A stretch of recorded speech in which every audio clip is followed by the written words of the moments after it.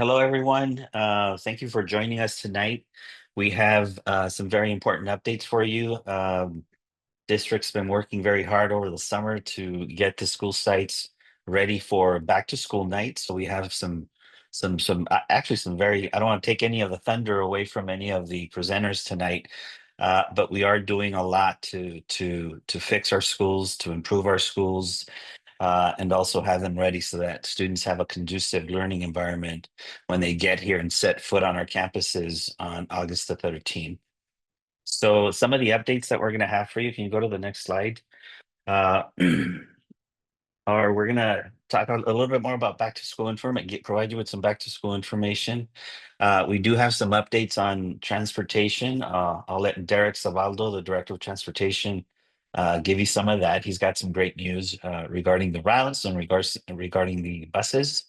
And then we have a lot of updates on bond project updates. Eric Wassinger, the new senior executive of bonds and maintenance and operations and transportation, has only been here a month and he's been working 24/7, right, Eric? So he'll provide you with some updates on site painting, parking lots, playgrounds, sewers, street calming, and also bottle filling stations. And then Cesar Torrico here also has some updates for you regarding staffing and where we're at, as well as the enrollment that I didn't talk about. And Teresa, I believe you have some updates from business. DeSalle, she's our assistant superintendent of business, who has done a phenomenal job in balancing our budgets so that we are getting closer to a positive certification. So we've made some significant improvements there in our fiscal stability. So with that, I'll turn it over, I think, Sergio, instructional services. Yeah. So Sergio will give you an update on just some of the instructional service updates and where we're at with that. Yeah. And a lot of this is going to be focused on the back to school information that folks want to know for that first August 13th date. So the first one is the start and end times for your specific students. We have this also listed on our website under the calendars section of our website. But you'll see on the left-hand column here, you have the different grade levels that the school represents, their start time, and if you have kinder students, whether it's AM or PM, TK or kinder, this is their schedule. We have the dismissal times by grades along the top here. Thursdays an early dismissal because our teachers have that professional development day on Thursday where they have that extra team building time and professional planning time. And some school sites like Lucha and Painter have a slightly different schedule, and that's listed here too. All right, so with that, again, you'll be able to find this on our website, but I wanted to give you all that information now. The other thing is that the instructional services team has really been working on providing after-school programming for families, and we have different offerings depending on what school site your student is at. So it's a mix of the YMCA, Think Together, and the Boys and Girls Club of Silicon Valley. The schools that they serve are represented on the flyers here. Again, you can find this information on our website under Expanded Learning, or email the Expanded Learning team for more information, or call them directly if you're having problem enrolling. But if you go to the QR code that's on the flyers or the links that's on the flyers, again, they're posted on the website, you'll be able to register for the programs based on availability. If you have any questions, feel free to note this number so that you can give a call to the Expanded Learning team, and then they'll be able to help you out. So we're really excited to be able to offer that for families throughout the year. The next one is school uniforms. I know that was another big question the families had about what were those uniforms for this school year. Listed here with the colors for the shirts, pants, and sweatshirts that students can wear. It's also on our website under the Our Schools section. So if you go to Our Schools on our website, you'll be able to find that information for your dress code. You might also be getting the information directly from your principals in their newsletters as we approach the start of school. So please keep an eye out for that. But wanted to show that here for the school uniforms. All families by now have received their school placements for the 25-26 school years, including all the pending um, intra and inter-district transfers.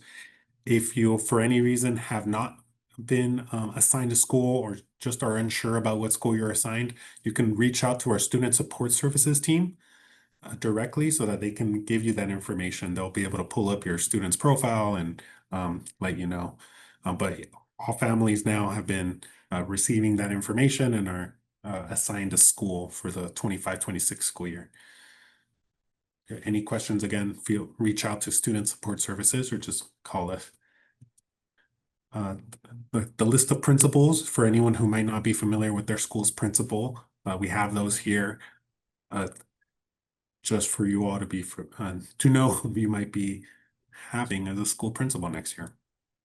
And our current enrollment numbers, some as of last Friday, I believe this number is. So just to give you all an idea of where we're at, we're just under 7,000 students with 6,928 students enrolled in all our schools and all our programs. And now I'll hand it over to the Business Services Division. And I think first up we have transportation. So it'll be Derek. All right. Thank you, Sergio. A couple quick updates as far as what we have is all the applications for the home to school of the parents and families that were displaced have been approved. We kind of bumped the schedule out as far as mailing to August 1st. We're going to be mailing out the full letters to the families that have been approved. And again, on this form, you'll see that it has the approved form. It has the guidelines. It has also included with that the bus passes with the child's name and contact numbers.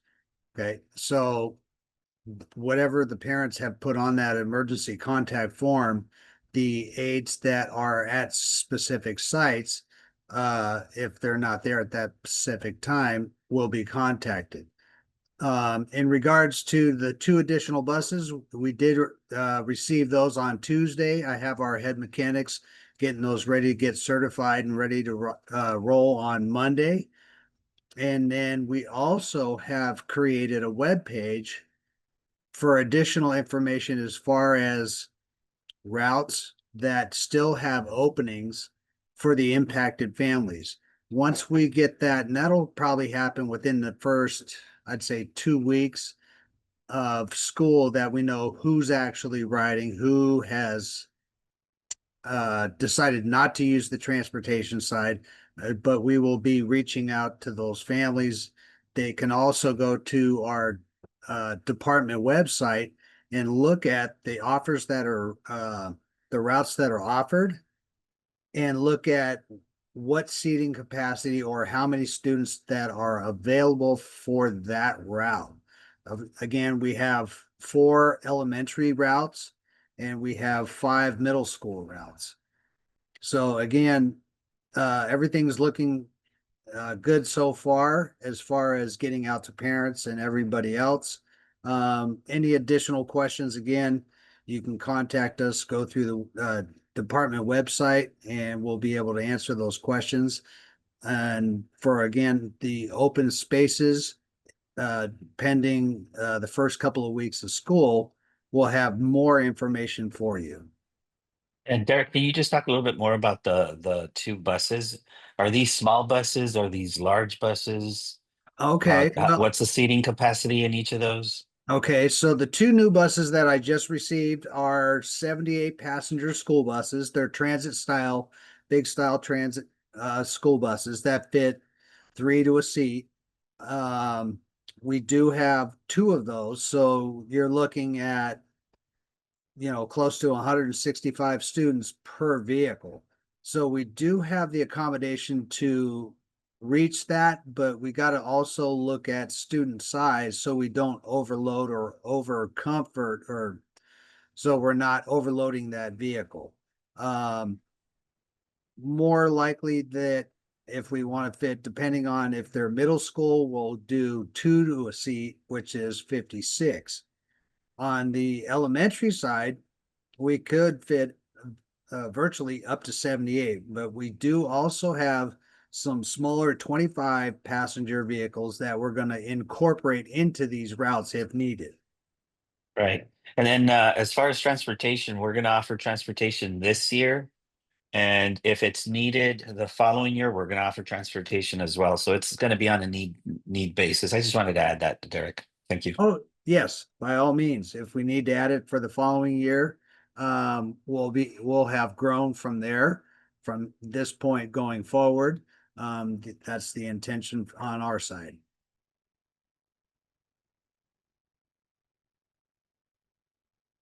Awesome. Thanks, Derek. So now I'm going to hand it off to Eric Wassinger for the updates around facilities. So good evening, everyone. My name is Eric Wassinger. I'm new to Alum Rock. Actually, it's my 7th week, but it feels like a whole year already. But there's been a lot of stuff happening. So yes, we're painting 13 schools right now that are listed. They're all about 95%. We've punched. We did a punch list, which is like an inventory check inspection on about 7 of them right now, 8 of them, and so they're pretty much 99% done. Some of the numbers are the last thing to go. And so we are working on those, all the room numbers. And then right now we have one school that started 2 days ago, and it's about a 2-week project. So we'll be done before school. But the completion of all the schools are scheduled by July 31st. Fortunately, we're going to be ahead of schedule on all the sites. And so that is a fun project that's been going on. 45-day summers are not very long.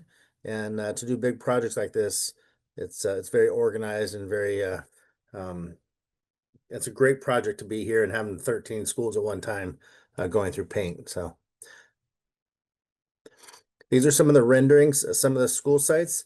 Before I joined the district, Maria Martinez, one of the bond director, had been working with an architect on the designs and the color schemes and talked to all of the principals and the sites so they could all select the color selected. There are 4 different options throughout the district. And so some of the murals have been kept at most of the sites.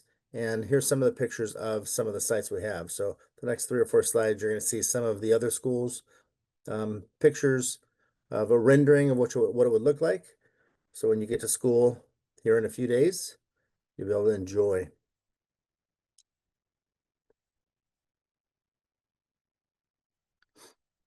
Some of the different designs, some of the different colors. Very clean, natural.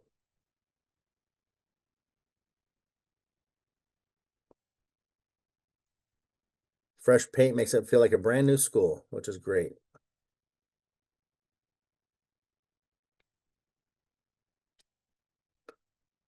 And then, of course, we did some parking lot upgrades and ADA, which is access for sidewalks and for walkways.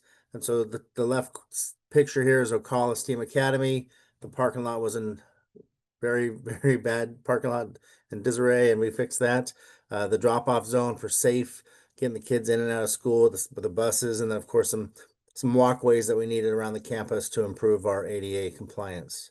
So some of the things that we're focusing on, this is just summer work. We have a lot more ahead of us.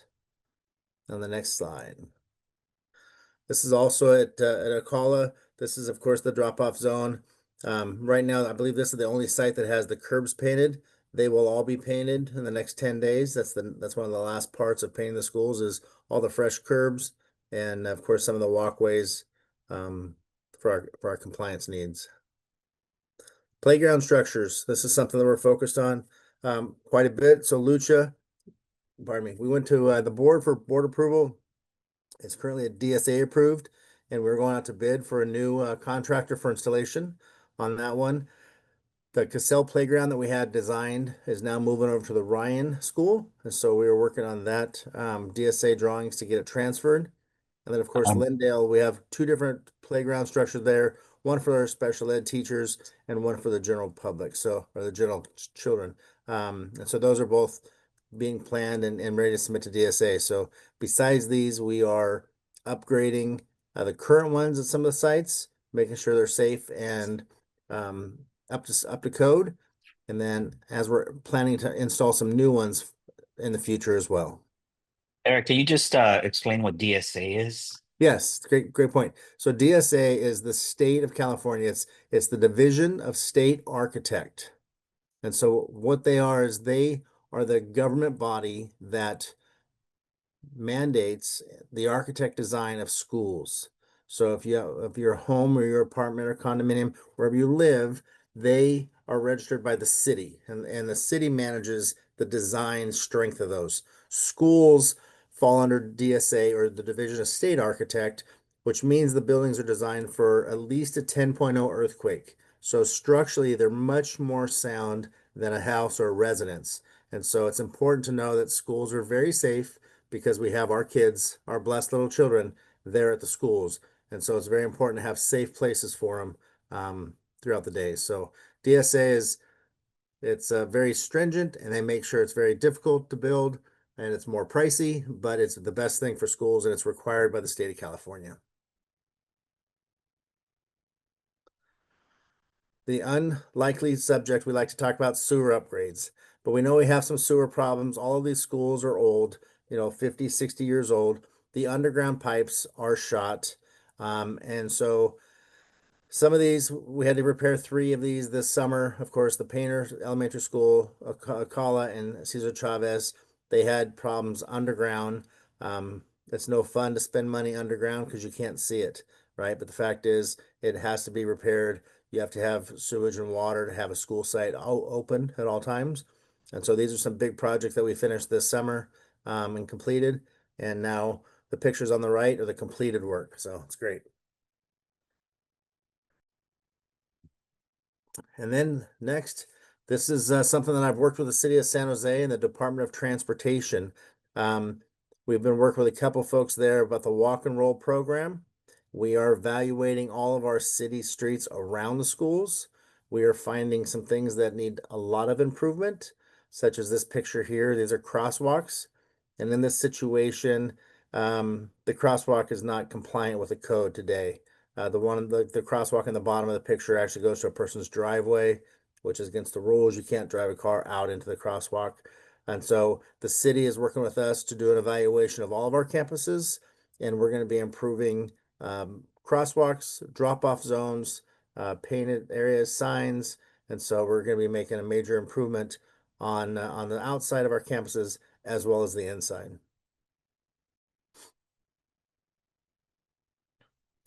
Next thing I'm working on right now is bottle fillers.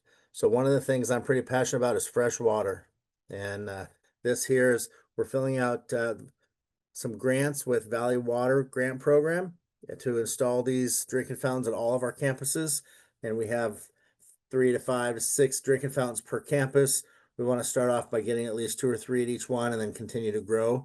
But having fresh bottle filling stations and new construction for all of our campuses. So this is something we're working on right now. We're very close to getting them, so we can start installing them very soon. Great. Thank you, Eric, for the updates there. I'm sure we'll have a few questions towards the end in Q&A about the different projects. And now we're going to be moving on to human resources for some staffing updates. Cesar. Right. Thank you, Sergio. All right. So just a quick update on staffing, and certainly the bulk of our work over the past few months, we're dealing with the layoff of staff that were affected by the school closure and consolidation. So just a quick update. All of the elementary schools all of the teaching positions at the elementary sites are fully staffed. The front office staff, the custodial, those are all fully staffed as well. That was a lot of folks just working through the process with the unions to make sure that we did it based on the contract and ed code. So again, the elementary sites are now fully staffed, the teaching positions as well as the non-teaching positions. Middle school sites are close. There's about 4 teaching positions open. I know that we're continuing to interview, so we're hoping to get those all filled before the year starts. But all the front office staff, the custodial staff, and all the support staff at the site, the non-teaching staff is fully staffed. Update on San Antonio Lucha site. We did add a dedicated community liaison position to the Lucha program at San Antonio, so they will continue to have the liaison that supported San Antonio, that position, but because of the separate programs, we did reinstate the community liaison position at Lucha as well. So they will have that. At the Shepherd Painter site, we did bring back a dedicated office admin for the painter site. So Shepherd has their office admin, Painter will have their separate office administrator. And we also restored the day custodian for Painter as well to make sure that we meet the needs of the site. And Cessa, I don't know if this is maybe just me being shocked by some of this, but having just 4 teaching positions vacant for the start of the school year, that's a pretty low number, right? Compared to most years in other districts. Yeah, this year we're doing extremely well, and certainly we're working through the same processes as the classified staff. So yeah, I'd say that it is a very, very good sign. We're very close, and we're very, very, very happy to be in the position we're in right now. Yeah, really a testament to the work of your team. Okay, so again, the layoff process is ongoing because once we have to unfortunately lay off people, and in this case, we laid off some folks because we closed some sites or we consolidated some sites. Those people by Ed Code, they are placed on what's called a 39-month rehire list, and that means that they're eligible to be rehired for 39 months. That's 3 years and 3 months. So if the position that they were laid off from becomes available, they are offered that position first. So we've had quite a few people that we gave layoff notices to. We've had the opportunity to bring them back. We've had some retirements since we did the layoff notices, and also we've also had some people take different positions within the district and vacated their old positions, and that allowed us to bring some folks. We just are in the process of hiring 7 new positions, and that's for the community site school specialist position. So that's to support our community schools. We have a grant, so none of that's coming out of the general fund. But fortunately, we had 7 positions for that. They were brand new, and 5 we were able to hire 5 current employees or employees that were laid off, and so that's a domino effect. The current employees that get laid off, they vacate their positions and allows us to bring even more folks that were given notices. So we're working through our list, and just glad to be getting some of our folks back because there was something we're not happy about doing, but I'm glad that we're able to bring some of those folks back. So again, that's all good news as well.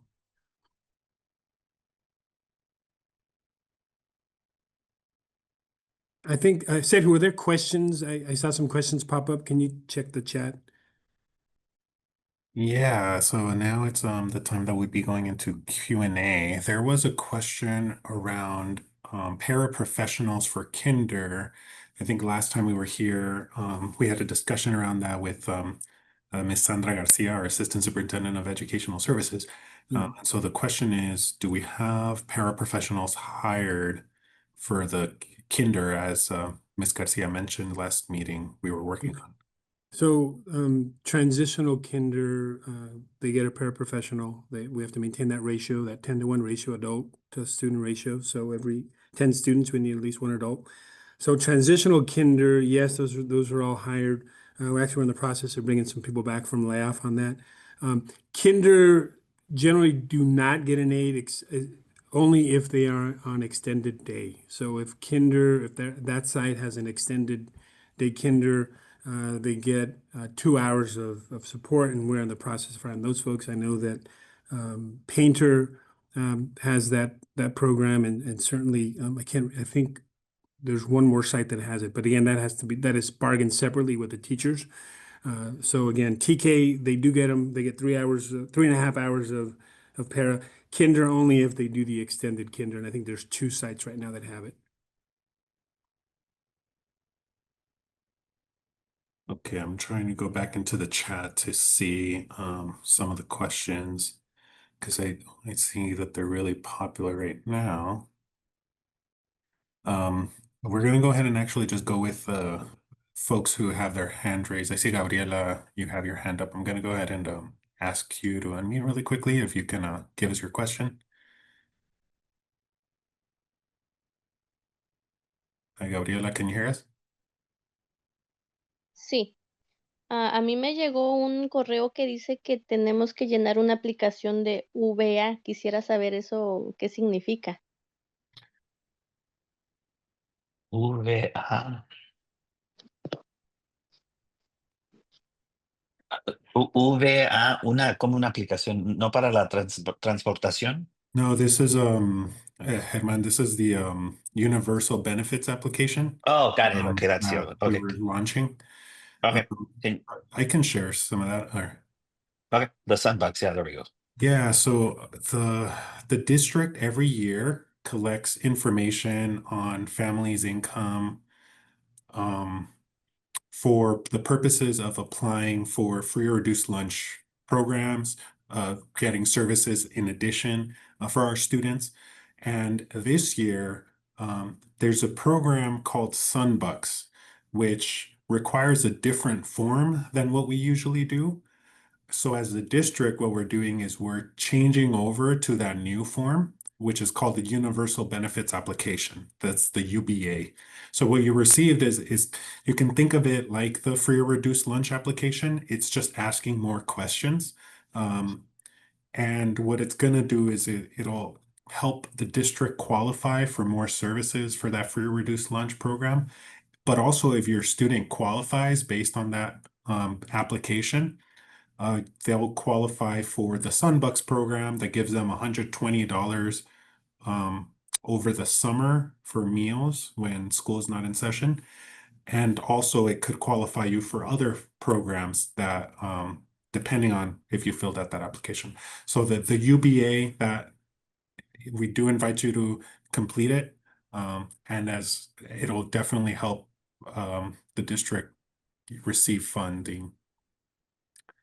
I hope that answered it. And now we're going to go with the next question, which I saw Stefan Navarro. I'm going to Sí, ask you sí, to unmute. respondí. Muchas gracias. Hi, I'm using my husband's account. Why was the day shortened by 4 minutes? The day in terms of Because I noticed the kids used to get out at 2:55, now it's 2:51. um, Oh, I think there's the superintendent said about, would you like to share about the instructional minutes that we're required to Yeah, have? no, we're required to meet instructional minutes. We did meet with the union on this and discuss getting on a calendar. So the minutes that we are meeting, um, uh, so long as we're compliant with the state's minimum requirements for the elementary, because elementary is different, middle school is also different. We're within that. But yeah, it was all discussed and negotiated and then agreed upon, and so we moved forward with it. But it's not affecting the instructional minutes.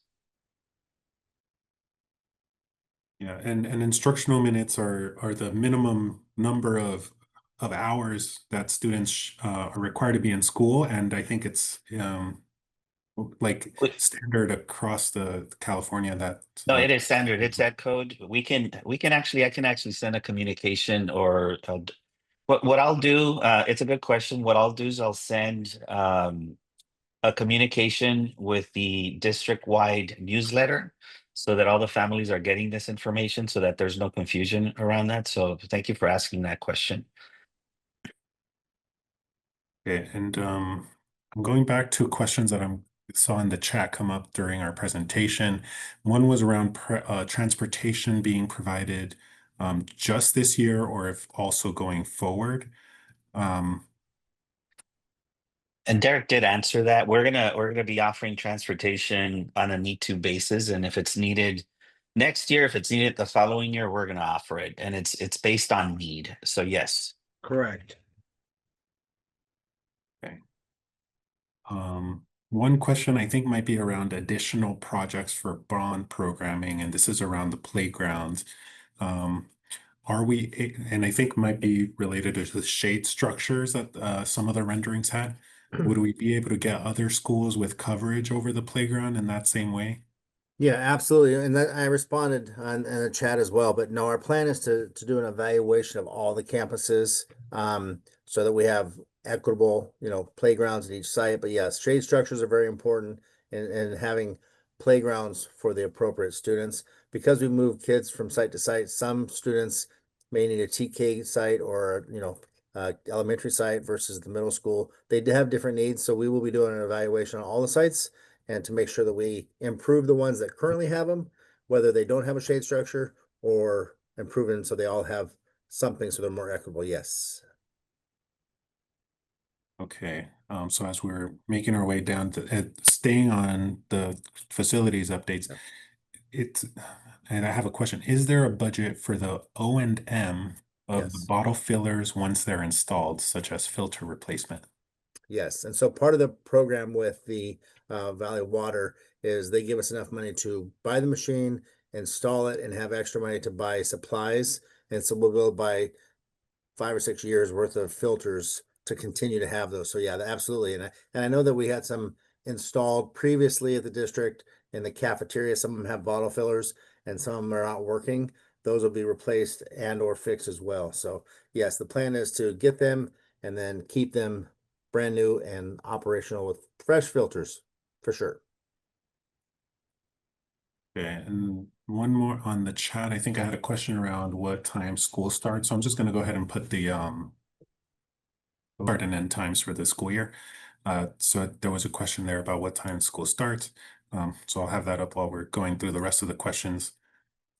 The other one is around Shepherd's new dress code. Also one that we covered in the slide, and it's also on our website. Both of these are on our website.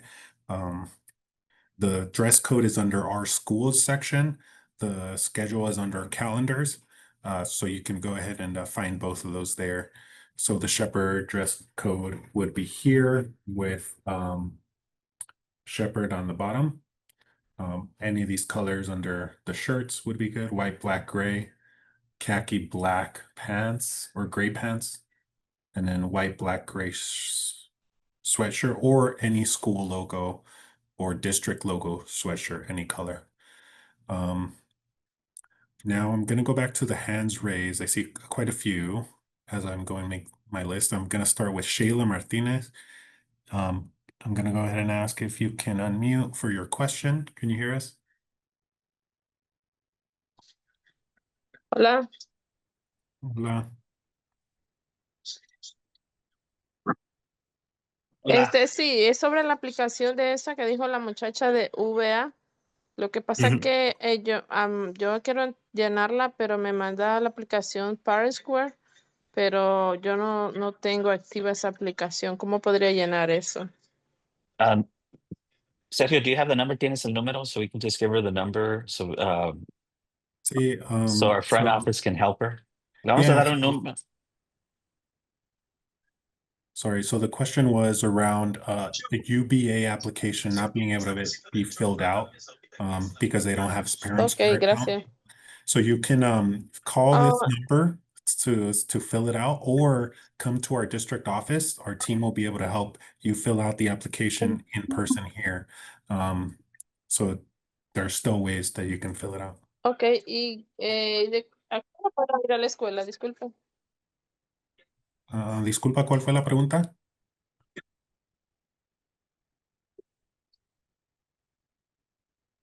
¿Cuál fue la pregunta? Como que no se escuchó bien. Okay. Just Okay. go with the next one. Yeah, so the district office will be open Monday through Thursday this summer, from 8 a.m. to 4:30 p.m. Yeah, we're back to Monday through Friday next week, Sergio. Okay, so we're Okay. Monday through Friday. except that tomorrow we're going to be closed because we had a summer schedule. So Monday through Friday, 8 a.m. to 4:30 p.m. at the district.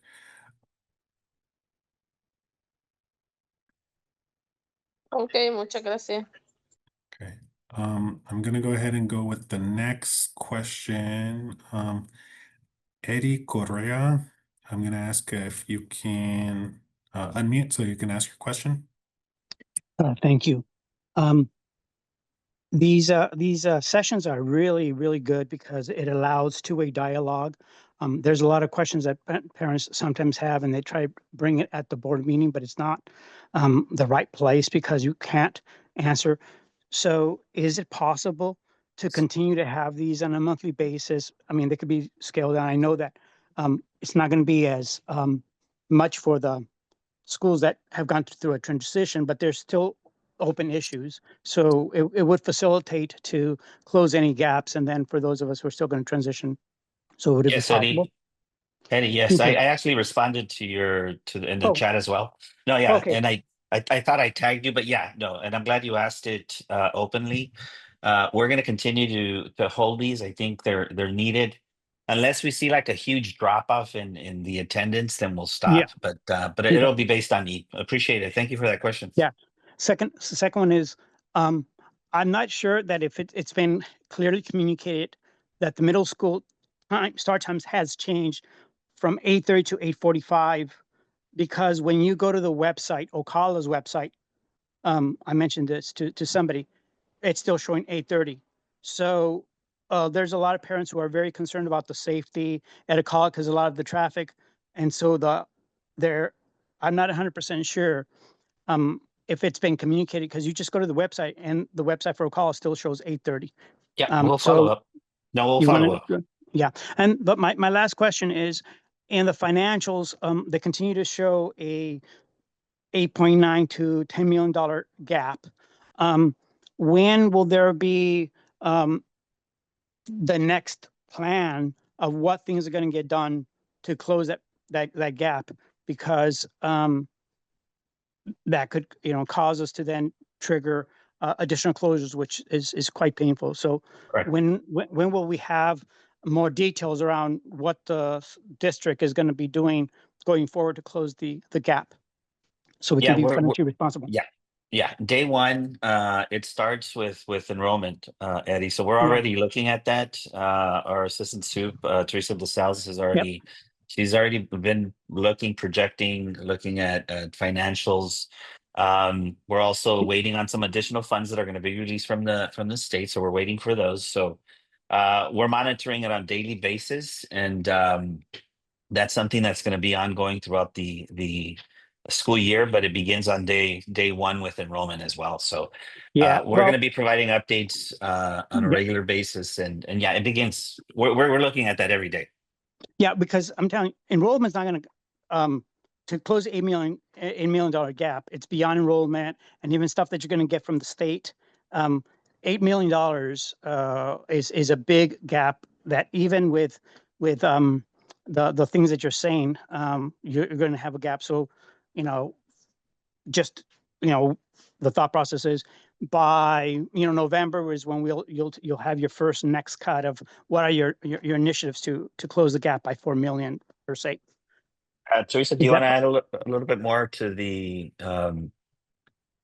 this question? Yes. So the cuts that we made for this coming year and next year has given us a little more runway, Mr. Correa, for us to plan further cuts. So as the superintendent said, we are monitoring it on a daily basis, and we are going to look for further cuts this year. In the meantime, we will have 5 vacant properties, and we have hired the real estate consultant to help us with some leasing options in the future. And please keep in mind, those take, a couple of years yeah. to get in place. So Yeah. we are Yep. looking at all fronts. We're, new revenue sources as well as spending decreases. We are focused on trying to open schools right now, but when we get to first interim, we will have more, maybe not all the answers for you, Mr. Correa, but we will have a better picture for you. Thank you very much. Appreciate it. Okay, and then the next few questions I think were around transportation. I don't know if these were answered earlier, but just in case, is there transportation for students if they live far away from their home school? And is Derek still on? I'm still here. So it depends on if they were one of the families that was impacted by the school closures. Uh, as far as, the living far away, if they were under or if they're entering through the special education department, then yeah, that's a state mandate, when they go through SPED. As far as the home to school, which is given to pre-K through junior high school. Again, we have 5 junior high school routes and 4 elementary routes. That is only out to the families that were impacted from the school closures. We've had some questions about interdistrict, but we can't entertain the interdistrict families that are coming in. But as far as that question that's there is how far away are they? Are they new to the school district? There's many questions. Yeah, just to clarify, Derek, for the inter-district, we will be offering transportation, but only if the student's going to get picked up at a location that was impacted. So for example, if it's Curitin and you're an inter-district and you can drop off your student at Curitin, because we had a situation where a parent drops off their children at their aunt's house for for babysitting, and then they walk them to Curitin, for example, then yeah, we'll offer the transportation, but you would have to submit an application for that. They would have to submit that application, correct? And the application is there on screen if anyone still needs it. The other one around transportation was, I think was that it? Oh, if my application was not approved, what was the reason for the denial? It could be multiple reasons, distance from school to school. To give you an example, on some of the applications, I've had a parent that wanted transportation from Ocala to Ocala. And in fact, that the their distance from their school was probably 300 yards around the corner from their school. So I understand that they want transportation, but that, like I said, we're going from a school site that was impacted to a school site that the child or the children are going to. So their new home school. We can't just offer it to anybody that offers it um, when they do the application. Again, we're finding multiples where they're going from one school site to another and it's around the corner. That is generally through special needs. But as far as home to school that we're offering is from the impacted families to their school that they're being sent to. That's the And then closing. Derek, can you also are we going to be offering field trips or buses for field trips? We are. I have taken away outsourcing our buses to outside companies and have in-housed all of our activity trips unless there's an over demand. But we have the capability now to increase the activity trips for inter-district kids, and then also we're looking at outsourcing as well to bring that revenue back into the district as well. It's looking really well. It's going very well. I have a good team that is able to source out the vehicles with the drivers as well. So yes, we're going to be increasing our activity trips, both athletic and educational. Thanks, Derek. I'm going to go back to the after school programs because I think that's a theme a little bit in the questions and in the chats that people have. Applications are now open for the after school programs. Information on that is in a letter that superintendent sent along with the invitation to this. So you can find that there. There's questions about specific programming hours for different programs.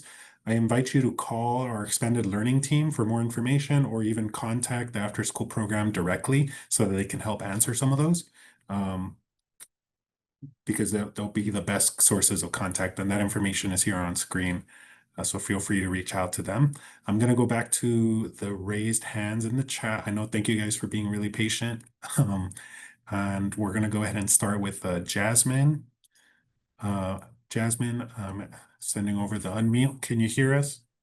Yeah, my question is for transportation. So my daughter went to the summer program and I enrolled her in the bus transportation. So the transportation she was using was Shepherd to George, George to Shepherd. So my question is I live literally right across the street from Linda Vista. So I was wondering if you guys would consider like having a pickup, because Shepherd is really close. I mean, Linda Vista is really close to Shepherd and Joseph George. I think it's like an even ratio. Would you guys be able to consider doing like a pickup at Linda Vista, since it's right in between the two schools? Right now, we're not entertaining multiple stops as far as the transportation.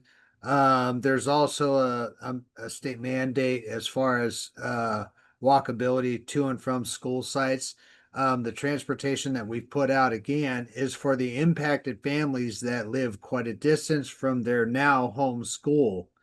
Maybe in the future we might look into that, but depending on that distance, right now it's not feasible that we even entertain that until maybe we look at it in the near future.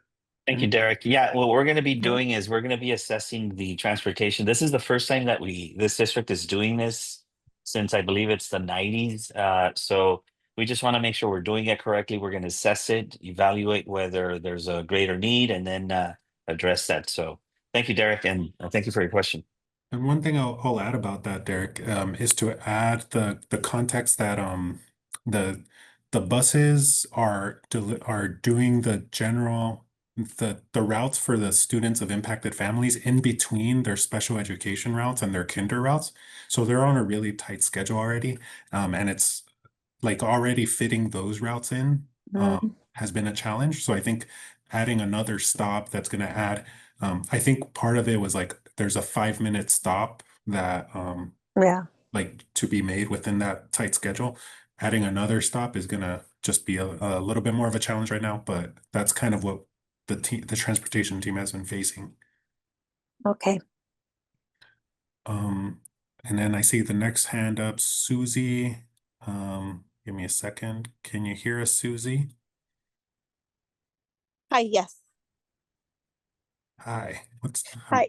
I had a question, but it was semi-answered, and I wanted to see if we could get more information on what was going to happen with all the schools that are closing, like with all the space there. But I know that she started kind of like talking a little bit about it, and I wanted to see if that was another comment that I wanted, if we could keep the meetings, and if we could continue to get updates on what's going to happen with those. Yeah. And my other question is, since you guys are doing all the painting, will that include also painting like the basketball court lines and like the basketball, I don't know what they're called, the back things of them, and replacing the where the balls go in and all that stuff also for the schools? Or it's only the painting that you guys talked about before? Yeah, good question on that. So the plan right now was just the buildings and the schools themselves. However, we're doing an analysis on everything. So we have replaced one parking lot. We are going out to place another parking lot in the next 2 weeks before school starts. We are planning to, we need a slurry coat, which is adding a protective surface over all the blacktop playgrounds. And once you slurry coat it, then you add fresh paint for all your ball games, and the basketball goals do need to be repaired and replaced. And so, yeah, we will be doing an audit on all the sites for all their outside playing activities.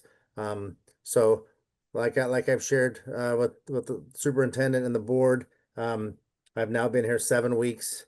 In 3 months, the schools are going to look different. In 9 months, they're going to look way different. In a year, they're going to look way different. So the 7 weeks I've been here, we've got a lot done, but we have a lot of work to do, and I'm eager to start it. And like I said, in a year from now, they'll look like different campuses for sure. Okay, thank you. Yep. And that answer, okay. The other questions I had was about, I see some questions here about the schedules. I think the schedule, let me just go back to it again. This is the schedules that we have. I think one of them is around the Thursday for Lucha or for Lucha's kindergarten class. That it's not, it might be listed here under, yeah, it looks like they're going to be getting out Thursday early release for Lucha based on this, because this was the Thursday early dismissal times, and then at Lucha. Oh wait, that's for grades 1 to 3. Apologies. I am not sure. I think we would have to have the specific bell schedule for the school, and I don't have that in front of me right now. But these are the times for the regular day. Apologies for that. Yeah, in terms of this meeting is being recorded, so it'll be on our YouTube channel if you guys are going to be going back and watching it. So if you missed any information for the first part of the meeting, it'll be there again. I'm going to go ahead and go back to the hands raised. And Hector, I see that you have a question. Hi, Hector, can you hear us?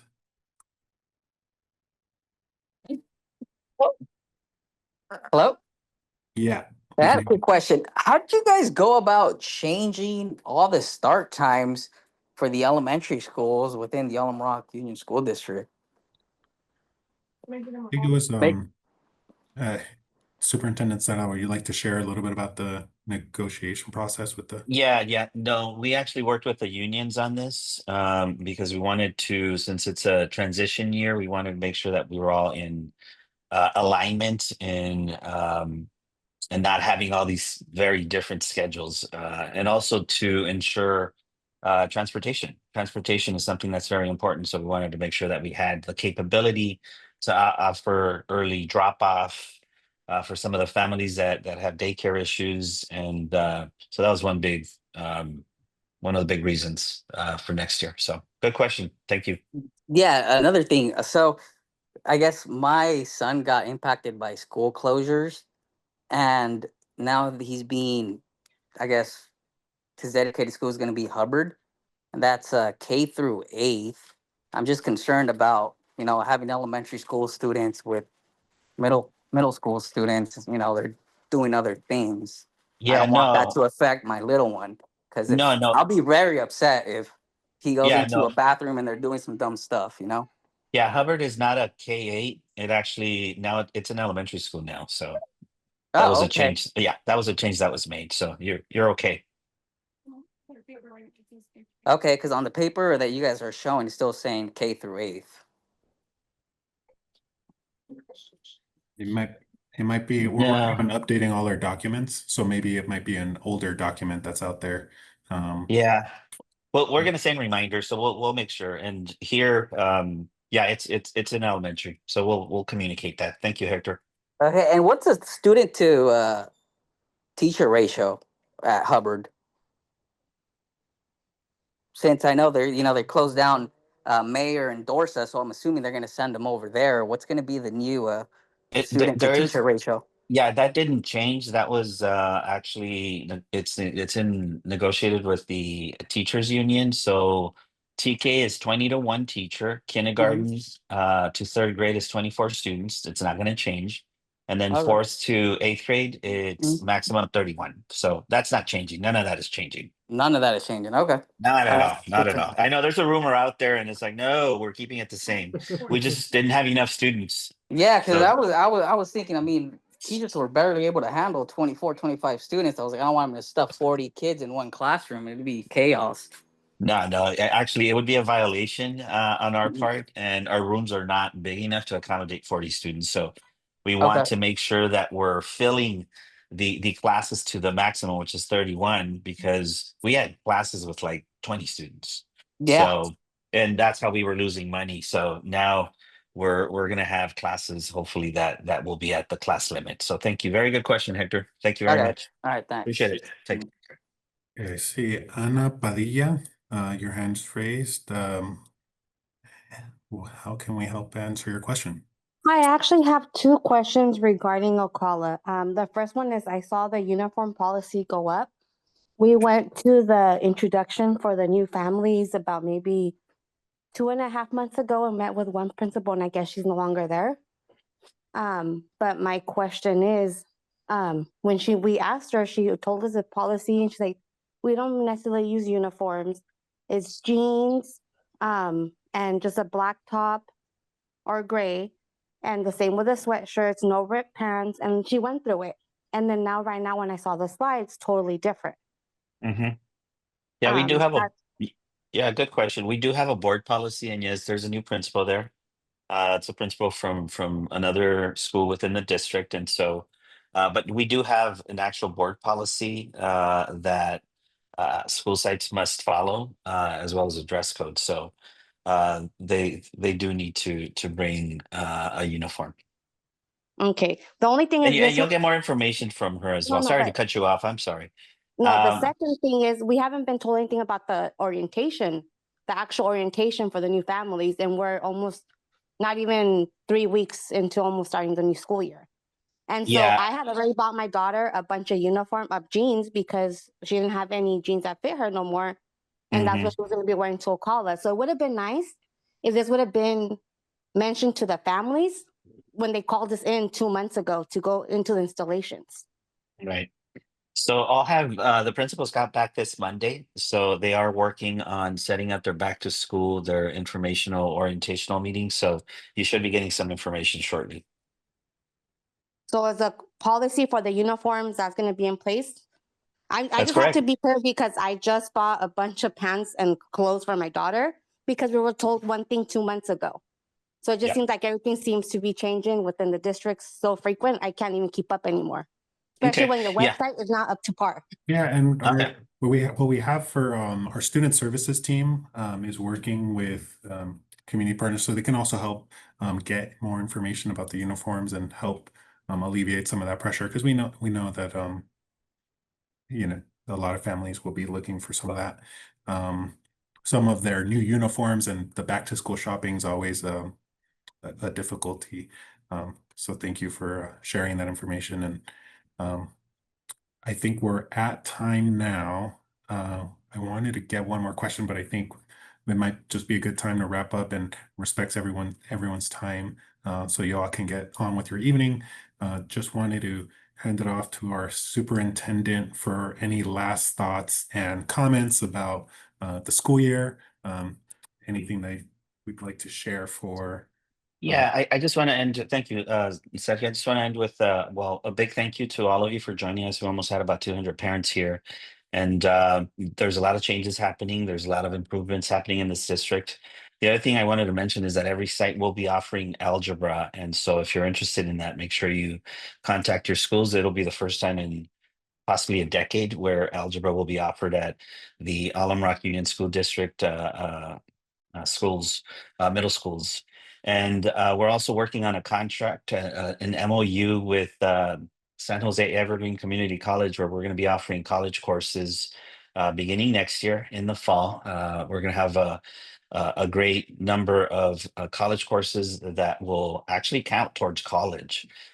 So if your students enroll in those classes, they will get college credit as well as potentially high school credit as well, or fulfill certain high school requirements. So we're trying to make a lot of improvements to ensure that we're preparing your students for life after high school, right? Whatever career or college, if they so decide to go to, they'll be ready for it. So, but thank you very much. Keep on supporting your students. I appreciate you.